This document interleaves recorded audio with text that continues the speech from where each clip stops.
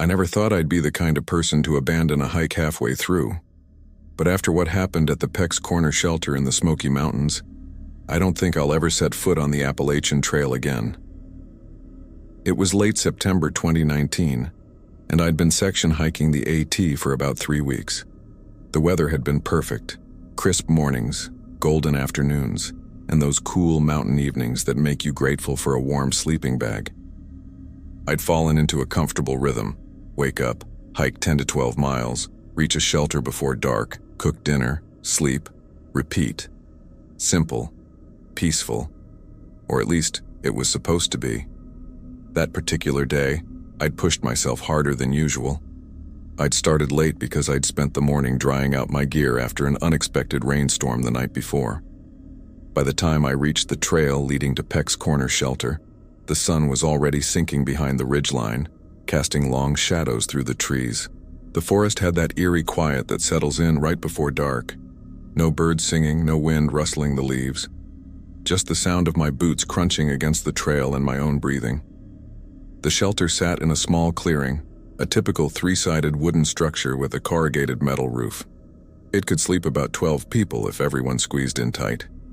I'd stayed in dozens of shelters just like it along the trail. This one looked empty, which was a relief.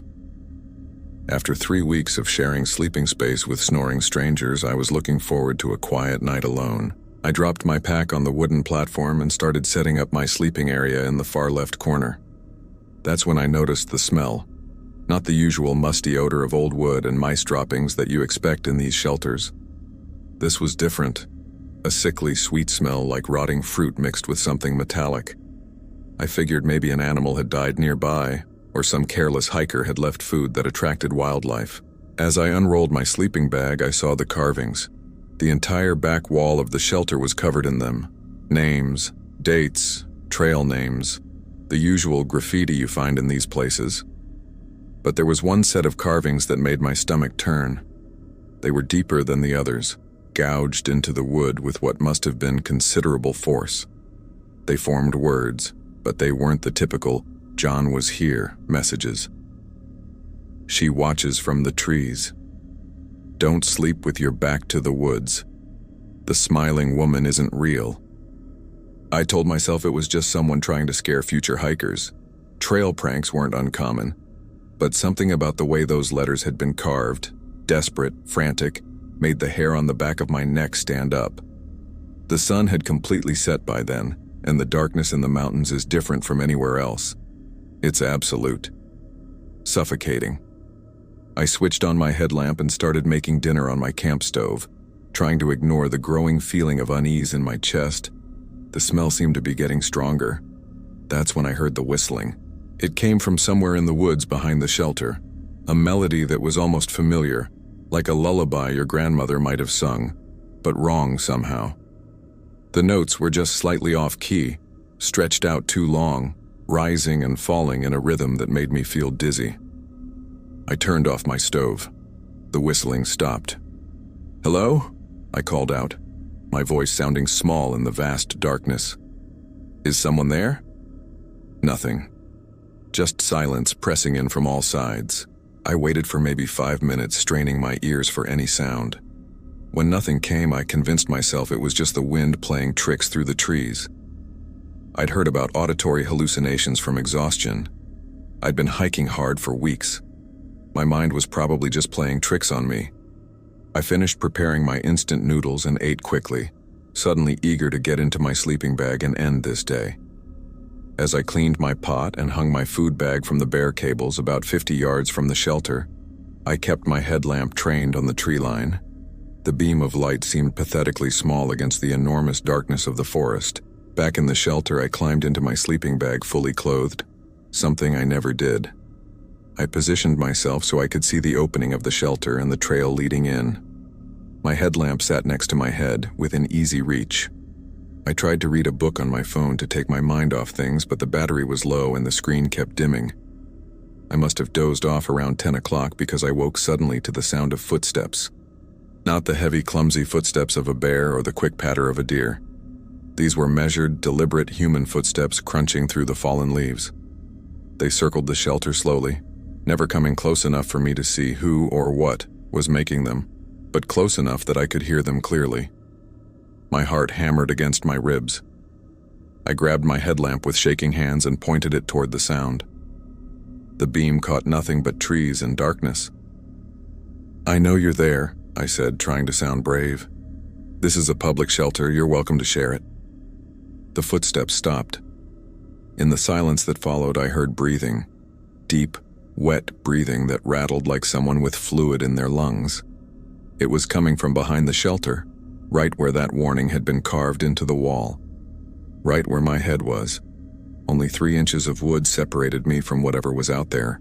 I scrambled out of my sleeping bag and moved to the opposite corner of the shelter, my entire body trembling. The breathing continued for what felt like hours, but was probably only minutes. Then it stopped, replaced by that same off-key whistling. Closer now. Much closer. And then I saw her. She stood just at the edge of where my headlamp beam faded into darkness, about 20 feet from the shelter. At first, I thought she was another hiker. She was wearing what looked like old-fashioned hiking clothes, a long skirt and a blouse that might have been white once but looked gray in my light. Her hair hung long and dark around her face. But it was her smile that made me bite down on my hand to keep from screaming. Her mouth was stretched impossibly wide, showing too many teeth. Teeth that looked too long and too sharp to be human. And she was perfectly still. Not swaying, not breathing, just standing there with that horrible smile, staring directly at me. "Please," I whispered, though I don't know what I was begging for. "Please go away." She tilted her head to one side, the movement jerky and unnatural, like a bird studying an insect. Then she took a step forward. Her feet made no sound on the leaves. I don't remember making the decision to run. One moment I was frozen in terror, and the next I was grabbing my boots, shoving my feet into them without tying the laces, snatching my headlamp and phone, and bolting from the shelter. I left everything else, my pack, my sleeping bag, my food, all the gear I'd been carrying for 3 weeks. None of it mattered.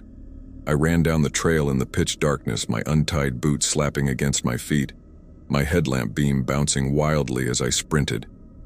Branches whipped my face. I tripped over roots and rocks but caught myself and kept running. Behind me, I could hear that whistling again, sometimes seeming to come from right over my shoulder, sometimes from far away in multiple directions at once. I ran for what must have been 2 miles before I couldn't run anymore. My lungs were burning, my legs were shaking, and I was on the verge of collapse. I stumbled off the trail and crouched behind a large boulder, switching off my headlamp and sitting in complete darkness, trying to control my ragged breathing. The whistling had stopped. The forest was silent again. I stayed behind that boulder until the first gray light of dawn started filtering through the trees. I was shaking from cold and adrenaline, covered in scratches and bruises, but I was alive. As the sun rose, the forest transformed back into something normal. Birds started singing. A squirrel chattered somewhere nearby. The nightmare quality of the night faded away. I made my way back to the trail and hiked straight out to the nearest road about 6 miles away. I didn't go back for my gear. I didn't care. A couple in a pickup truck gave me a ride to the nearest town, and I caught a bus home that same day. A few weeks later, after I'd almost convinced myself that exhaustion and fear had made me imagine the worst of it, I was browsing trail forums online and came across a thread about Peck's Corner Shelter. Multiple hikers reported strange experiences there. Unexplained sounds, feelings of being watched, that same sickly sweet smell. 3 people mentioned seeing a woman in old-fashioned clothes near the shelter at night, but it was the final post in the thread that made my blood run cold. Someone had posted a historical photograph from the 1920s, found in the archives of the Great Smoky Mountains National Park. It showed a group of early hikers and rangers gathered near where the shelter now stands. And there, standing slightly apart from the group, blurred as if she'd moved during the long exposure, was a woman in a long skirt and blouse. She was smiling. That same impossible too-wide smile. The caption beneath the photo read, "Location of Sarah Pritchard disappearance 1923. Searchers found no trace of her after she vanished while hiking alone in this area. Local Cherokee traditions warned against sleeping in this particular valley, which they called the place where the hungry spirits wait. I sold all my hiking gear the next day. Sometimes late at night when the house is quiet and I'm trying to sleep, I hear it, faint and far away, but unmistakable. That off-key whistling rising and falling in its dizzying rhythm, and I know she's still out there, standing at the edge of the darkness waiting for the next person foolish enough to spend a night at Peck's Corner shelter. Some warnings carved into shelter walls aren't pranks. Some of them are left by people who barely escape to warn others. I just wish I'd paid attention sooner. The Appalachian Trail was supposed to be my escape. After months of working 70-hour weeks at a job I hated, I needed to get away from everything. The noise, the stress, the constant pressure. I figured 3 weeks hiking alone through the wilderness would clear my head. I had no idea it would nearly cost me my life. I started my journey in early October, when the leaves were just beginning to turn. The trail was beautiful, but lonely. Most through hikers had already finished their journeys, and the section hikers were few and far between. I didn't mind the solitude at first. In fact, I welcomed it. By my 5th day on the trail, I'd fallen into a comfortable routine. Wake up at dawn, hike until my legs ached, set up camp, eat, sleep, repeat. The shelters along the trail became my nightly stops. 3-sided wooden structures with sleeping platforms built decades ago for hikers like me. They weren't much, but they beat setting up a tent in the dark. That night, I reached the Crenshaw shelter just as the sun was setting. It sat about 100 yards off the main trail, nestled in a thick grove of hemlocks. The shelter looked older than most I'd seen. The wood was weathered gray and moss grew on the roof. A faded sign creaked in the wind, barely readable. Someone had carved "Turn Back" into one of the support beams, but I figured it was just trail humor. Hikers were always leaving weird messages. I dropped my pack on the sleeping platform and checked the shelter logbook, a notebook where hikers leave notes about trail conditions, wildlife sightings, and sometimes just random thoughts. I flipped through the recent entries. Most were normal enough. Complaints about the weather, warnings about a broken footbridge a few miles north, someone's bad joke about bear sightings. Then I noticed something odd. The last entry was dated 3 weeks ago. For a popular section of the trail, that seemed strange. And stranger still, the entry was just 4 words. "Don't stay here alone." I felt a chill run down my spine, but I shook it off. It was probably just someone trying to scare future hikers. Besides, I was exhausted. My feet were blistered, my shoulders ached from the pack, and the nearest shelter was another 6 miles north.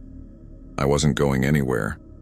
I set up my sleeping bag, ate a quick dinner of trail mix and beef jerky, and settled in for the night. The forest around me was unusually quiet. No crickets, no owls, nothing. Just an oppressive silence that seemed to press against my ears.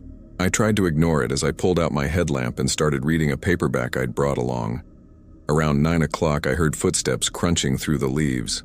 My heart jumped, but I felt a wave of relief. Another hiker. I wouldn't be alone after all. "Hello?" I called out into the darkness. The footsteps stopped. For a long moment, there was nothing but silence. Then a man's voice answered from somewhere in the trees. "Mind if I share the shelter?" "Not at all," I said, though something about his voice made me uneasy. It was flat, emotionless, like he was reading from a script. A figure emerged from the darkness, and I had to stop myself from recoiling. The man was tall, maybe 6'4", and painfully thin. His clothes were dirty and torn, his hiking boots looked like they'd walked 1,000 miles, and his face was covered in a thick, unkempt beard. But it was his eyes that bothered me most. They were wide and unblinking, staring at me with an intensity that made my skin crawl. "Name's David," he said, dropping his pack on the opposite side of the shelter. His movements were jerky, unnatural, like a puppet on strings. "I'm Marcus," I replied, trying to sound friendly despite the growing knot in my stomach. David didn't respond. He just stood there staring at me with those unsettling eyes. After what felt like an eternity, he finally sat down and began rummaging through his pack. I tried to go back to my book, but I couldn't concentrate. Every few seconds I'd glance up to find him still staring at me. "You hiking alone?" he asked suddenly. "Yeah," I said. "You?" "Always alone," he said, and the way he said it made my blood run cold. "Always." I forced a nervous laugh. "Yeah, it's peaceful out here, isn't it?" He tilted his head, studying me like I was some kind of specimen. "Peaceful? Yes. Until it isn't." The conversation died after that.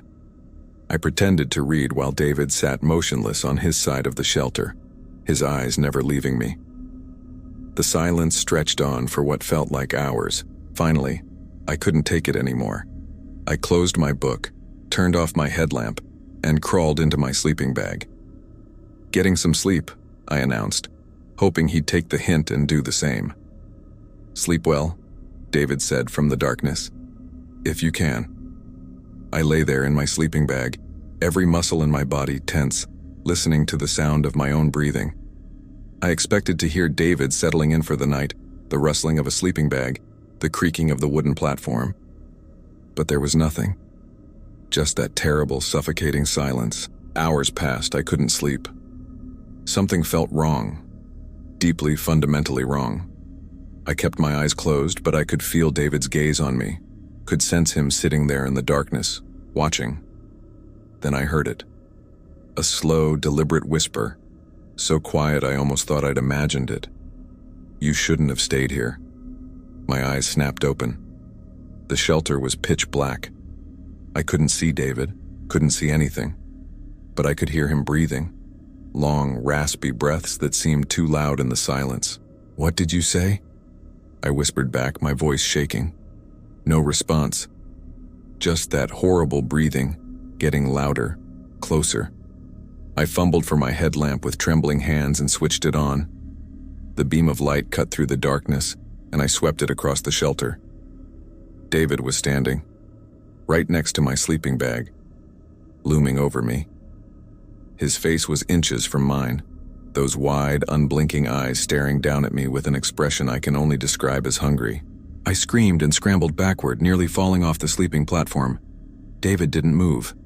He just stood there perfectly still, his mouth stretched into a smile that was all wrong, too wide, too many teeth.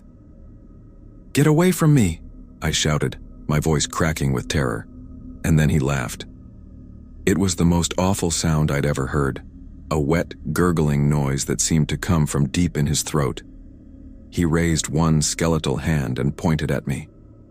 "The forest wants you," he whispered. "It's been waiting." That's when I ran.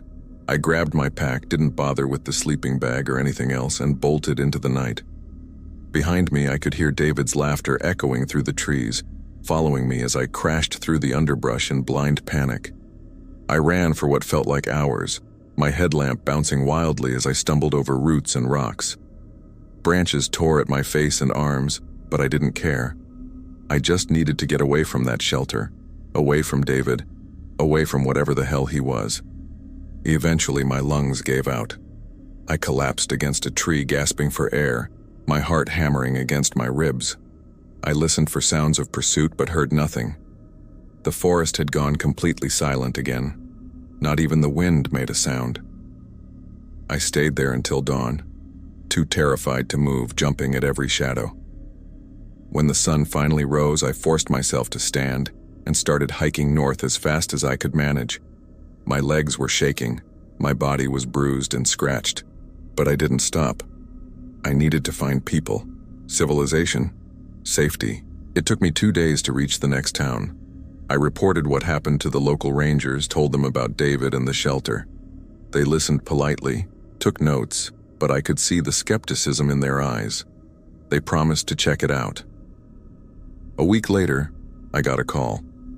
The rangers had investigated the Crenshaw shelter. They found my abandoned sleeping bag and gear just like I'd left them. But there was no sign of anyone else. No David, no footprints, no evidence anyone else had been there that night. They did find one thing, though. Carved into the wooden platform right where David had been sitting was a message. Fresh cuts in the wood, made sometime that night. "She's still hungry." I never went back to the Appalachian Trail. I never will. But sometimes late at night I wake up in a cold sweat remembering those wide, unblinking eyes staring down at me in the darkness. And I wonder, if David wasn't real, if he was never there at all, then who carved that message? Who left those words in the shelter, and what was he feeding? I never thought silence could be so loud until that night in the shelter. Let me tell you something. When you're alone in the woods and you hear absolute nothing, that's when you should start worrying. Because the forest is never truly quiet, unless something is making it that way. My name's irrelevant now, but back in October 2019, I was a 28-year-old accountant from Charlotte who thought hiking the Appalachian Trail would cure my burnout. 3 weeks in, I'd gotten comfortable with the rhythm of trail life. Wake up sore, hike until exhausted, collapse in a shelter or tent, repeat. The shelters were my favorite. 3-sided wooden structures with sleeping platforms, usually occupied by other hikers swapping stories around small fires. But the Cove Mountain shelter in Tennessee was different. I arrived around 6 p.m., just as the autumn sun started bleeding orange through the bare trees. The shelter sat in a small clearing, maybe 30 feet from the trail, surrounded by dense woods that seemed to press in from all sides. The structure itself looked ancient.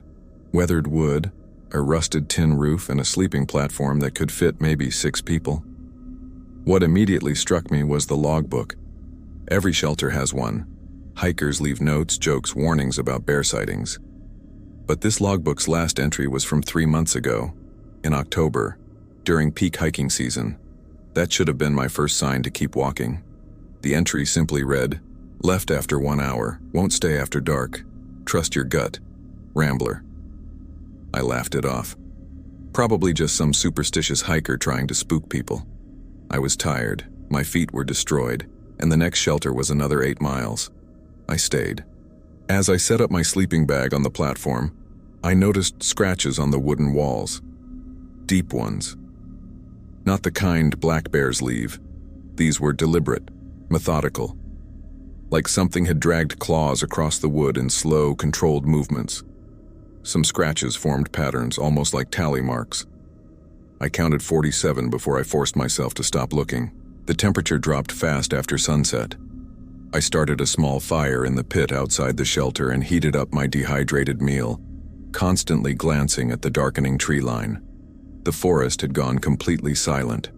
No crickets, no owls, no rustling leaves, just the crackle of my fire and my own breathing. That's when I heard the whistling. It came from somewhere in the woods to my left, a simple melody like someone casually strolling through the forest. The tune was old-fashioned, almost like a folk song, but I couldn't place it. My first thought was relief. Another hiker. Company for the night. "Hello?" I called out. "Feel free to share the shelter." The whistling stopped immediately. The silence that followed felt wrong, heavy, like the air itself was holding its breath. I waited for a response, for footsteps, for anything. Nothing came. Just that suffocating quiet pressing in from all directions. "Sorry if I startled you," I tried again, my voice shakier than I wanted. "Just letting you know there's room here." Still nothing. I told myself it was a hiker who decided to camp elsewhere, but my hands were trembling as I ate my meal. The fire seemed dimmer than it should be, like the darkness around it was somehow thicker. I kept staring at the tree line, trying to see between the trunks, but the shadows had merged into an impenetrable wall of black. Then I saw it move. Not walking, not running, swaying, like something tall was shifting its weight from side to side behind the trees, just out of the firelight's reach. The movement was wrong, too fluid, too deliberate. I grabbed my flashlight and aimed it at the spot. Nothing, just trees and darkness. But I could feel it watching me. That primal instinct that warns you when you've become prey. My heart was slamming against my ribs so hard I thought it might break through. Every survival instinct screamed at me to run. But run where? Into the dark forest with whatever was out there. Back onto the trail with miles of isolation in both directions. I retreated to the shelter platform, my back against the wall, flashlight in one hand, and my folding knife in the other. The knife was pathetic, 3 inches of steel meant for cutting rope, but holding it made me feel slightly less helpless. The whistling started again, closer this time, maybe 20 feet into the woods. The same melody but slower, each note drawn out like whoever was making the sound had all the time in the world. I swept my flashlight beam across the trees. Nothing. But the whistling continued, circling around the shelter, moving from my left to my right, then behind me. "Who's there?" I shouted, hating how my voice cracked. "This isn't funny." The whistling stopped. Then I heard it. Breathing. Deep, rattling breaths that sounded wet like lungs filled with fluid. It was coming from directly behind the shelter, just on the other side of the thin wooden wall my back was pressed against. I scrambled to the front edge of the platform, nearly falling off, my flashlight beam dancing wildly. I couldn't see over the roof to the back side of the shelter. For all I knew, something could be climbing up right behind me. That's when the scratching started. Slow. Deliberate. The same sound wood makes when something drags claws across it. It started at the back corner and moved along the wall, getting closer to where I'd been sitting. 4 distinct lines like fingers. The sound made my teeth ache. I jumped off the platform and back toward the dead fire, keeping the shelter between me and whatever was behind it. My flashlight was dying. I'd forgotten to charge my battery pack, and the beam was fading to a weak yellow. In a few hours, I'd be in complete darkness. The scratching stopped. The breathing stopped. Even the wind died. In that terrible silence, I heard footsteps. Not human footsteps. These were too heavy, too measured. Something big moving through the underbrush, not bothering to be quiet anymore. The footsteps circled the shelter and I turned with them, trying to keep the structure between me and whatever was out there. Then it stepped into what was left of the firelight. I only saw it for a second before my dying flashlight gave out completely, but that second burned itself into my brain. It was tall, maybe 7 feet, and thin in a way that looked starved. Its limbs were too long, hanging past where knees should be. The worst part was the head. Too small for the body, tilted at an angle like a curious dog with hollows where eyes should be. And it was smiling. This wide, impossible smile that stretched further than any human mouth could. My flashlight died. Pure darkness. I couldn't see my own hands, but I could hear it breathing again, closer now. That wet, rattling sound. And underneath that, a new sound. Clicking. Like someone rapidly tapping fingernails against wood, but faster than should be possible. I ran. I didn't think. Didn't plan.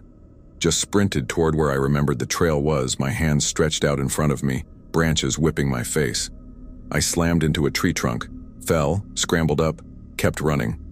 Behind me, I heard something crashing through the woods, keeping pace. The clicking got louder, faster.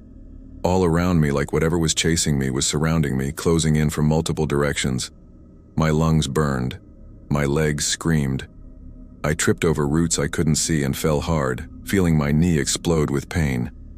I waited for it to grab me, for those 2 long arms to wrap around me, for that impossible smile to descend from the darkness. Instead, I heard voices. "Over here! I see a light!" "Hey, are you okay?" A flashlight beam cut through the trees, then another. 2 hikers appeared, a couple in their 50s, their headlamps like salvation in the darkness. I'd apparently run almost half a mile down the trail. "Jesus, are you hurt?" the woman asked, helping me up. We heard someone screaming. I hadn't realized I'd been screaming. They helped me back to their campsite, a 1/4 mile further down the trail, where they'd pitched a tent. I couldn't speak for almost an hour, just sat by their camp stove shaking while they cleaned the cuts on my face and checked my knee. When I finally told them what happened, they exchanged a look I couldn't read. "The Cove Mountain Shelter," the man said quietly. "We passed it around 4. Didn't feel right." "There's stories," the woman added. "Old-timers in the nearby towns talk about things in those woods. Say the Cherokee knew better than to hunt that area. Called it the Smiling Place." "That's just folklore," her husband said, but he didn't sound convinced. They let me share their tent that night. I didn't sleep. Just lay there listening to every sound outside, waiting for that whistling to start again. It never did. The next morning, against their protests, I went back to the shelter. I had to know if I'd imagined it, if exhaustion and fear had conjured something impossible.